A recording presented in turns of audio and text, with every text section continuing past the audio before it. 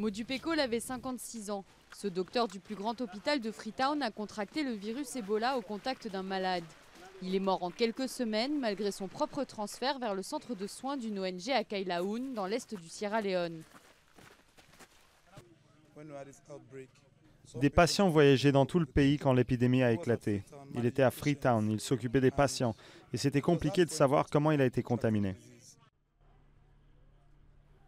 À Kenema, région placée sous le régime de la quarantaine, l'hôpital pleure le docteur Oumar Khan. Proclamé héros de la nation pour avoir sauvé, dit-on, des dizaines de patients avant de succomber au virus qui se transmet au contact du sang ou de la sueur. Le bilan est lourd pour les personnels soignants qui travaillent sur la base du volontariat dans les unités les plus dangereuses. 15 personnes de notre personnel soignant sont décédées. Quand quelqu'un meurt d'Ebola, à ce moment-là, le virus est très virulent.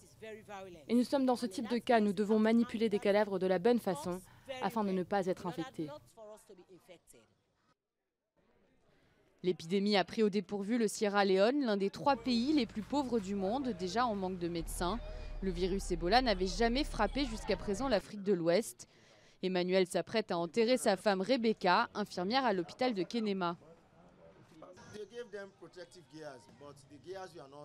Ils leur donnent des équipements de protection. Mais les équipements ne protègent pas bien. Même pour l'utilisation, la formation n'est pas bien passée. Donc il y a des victimes. Il n'y a pas beaucoup de soutien pour la famille. Ils leur donnent 21 jours de quarantaine.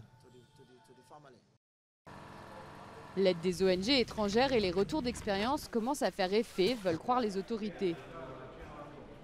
Nous les formons toutes les 2 semaines. Des formations plus fraîches, toutes les 2 semaines.